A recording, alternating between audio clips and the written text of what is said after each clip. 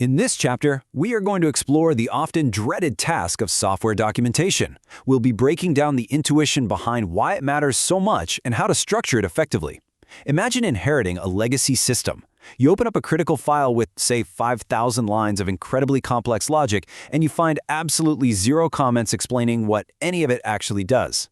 If you've ever stared at a massive codebase and felt just completely lost, you know exactly why we're discussing this today.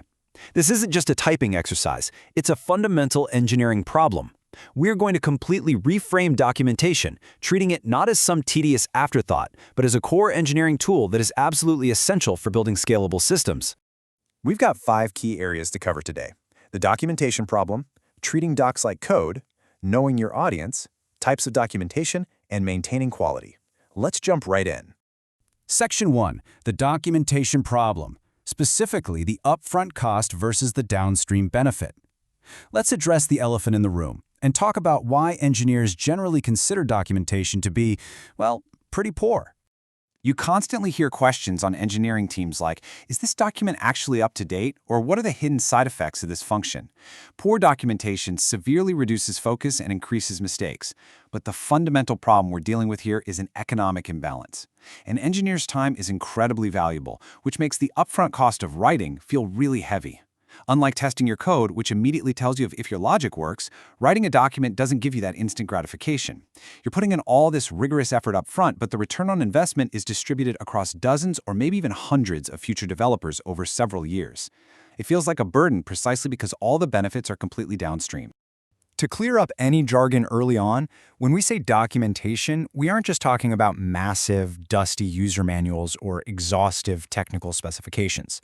The vast majority of documentation is actually the everyday comments sitting right there inside your codebase.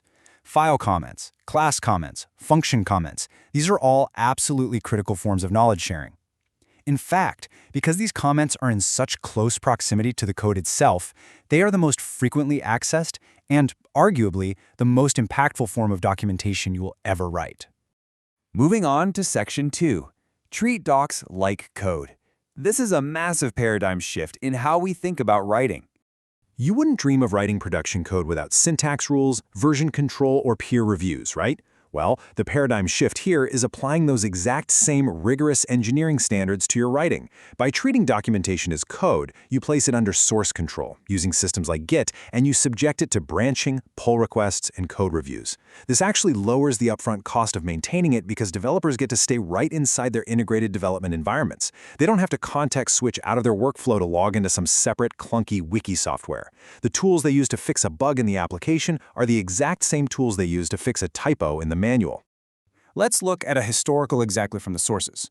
Google initially used a shared internal wiki called GUWiki.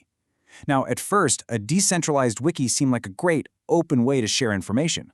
But as the organization scaled up, pure chaos ensued. Without clear owners enforcing standards, documents became heavily duplicated and ultimately abandoned. New users navigating the wiki didn't have the permissions or the confidence to fix bad documents, and the original experts who wrote them rarely went back to check their accuracy. It became a fundamentally broken system. The contradiction of information was so severe that documentation quality actually became the #1 developer complaint at a company as technologically advanced as Google. To solve this escalating crisis, Google shifted their vital documentation directly into their standard source control using Markdown and an internal tool called G3Doc. Markdown was the perfect solution because it's a lightweight markup language. It strips away the distraction of formatting, like adjusting fonts or tweaking colors, and allows engineers to focus purely on the technical content and structure right inside their code editors. Suddenly, engineers could submit documentation updates exactly like they submitted software patches. The workflow became native to their daily habits, and the overall quality of knowledge sharing dramatically improved. Section 3. Know your audience. Designing for the reader. This addresses the most critical mistake engineers make, which is writing only for themselves. If you assume the reader knows everything that you know, you're going to lose them immediately. You generally have 2 distinct types of readers navigating your code. First, you have seekers. Seekers know exactly what they want. For example, a seeker is someone quickly looking up the exact syntax for a date formatting function. They rely on predictable, highly consistent formatting so they can scan a page rapidly. On the other hand, you have stumblers. A stumbler might be a brand new hire trying to understand the overall architecture of a massive payment processing pipeline. They don't know exactly what they need yet. Stumblers require high clarity, overarching introductions, and broad context to build their mental model. Good documentation has to serve both by keeping things short, structurally consistent, and conceptually clear. Similarly, you really have to separate the needs of your API customers from your internal providers by utilizing strict abstraction boundaries. Think of it as separation of concerns. A customer using your API should treat your system as a black box. They just want clear instructions on how to interact with it. They absolutely do not need to read paragraphs about your internal design decisions or the specific database schema you chose. Those implementation details belong in the blueprints, documents strictly intended for the providers, meaning your internal project team members who actually maintain the code. Mixing these two perspectives causes immense friction and confuses both audiences. All right, Section 4, Types of Documentation and the Principle of Single-Purpose Design. Let's categorize the actual writing. Technical documents generally fall into 4 main categories. And just like a well-written function, a document should really do exactly one thing well. First, reference docs are your day-to-day manuals for code usage and APIs, perfect for those seekers we talked about. Second, design docs outline goals and architecture trade-offs before you even start coding, intended for your internal team. Third, tutorials are step-by-step guides for getting novices fully set up. And finally, conceptual docs provide high-level, overarching integrations for a broad audience. Mixing these up, for example, bearing deep architectural design trade-offs inside a quick API reference creates massive, monolithic files that are overwhelming to read and pretty much impossible to maintain. Consider a common trap in tutorial design. Imagine a tutorial where you download a package, copy a script, execute it, and then the next numbered steps say, the system will authenticate, and the system will bootstrap a database. Those are invisible, server-side side effects.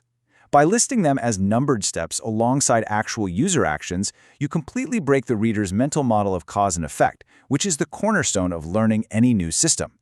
The student is left staring at the screen wondering, wait, am I supposed to type something to authenticate? Did I miss a step?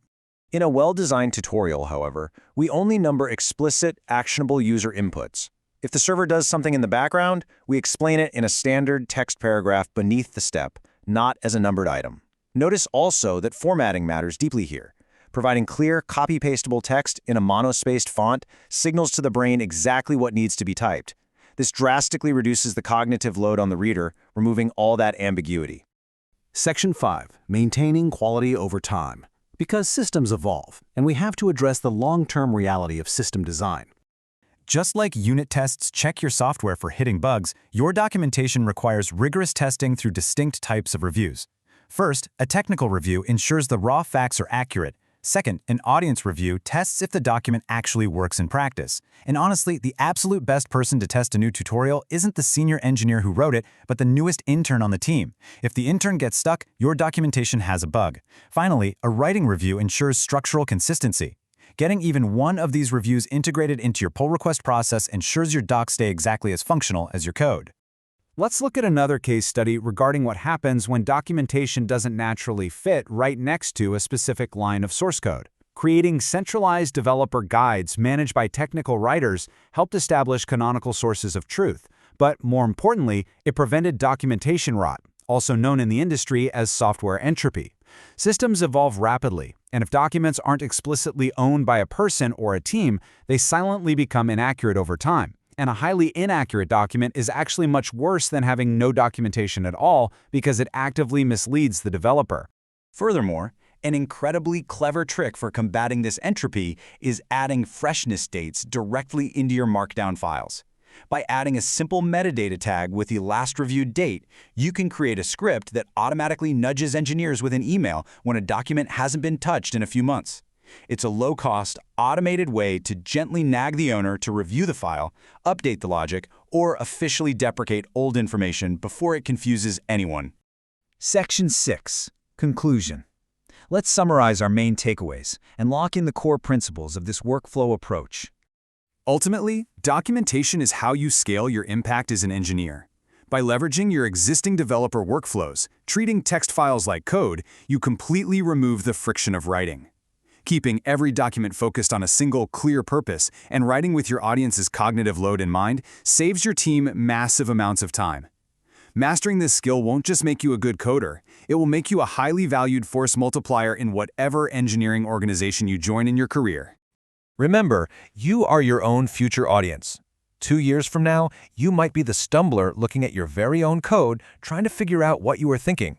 So I leave you with this final thought. If your code outlives your memory of writing it, what will your documentation say?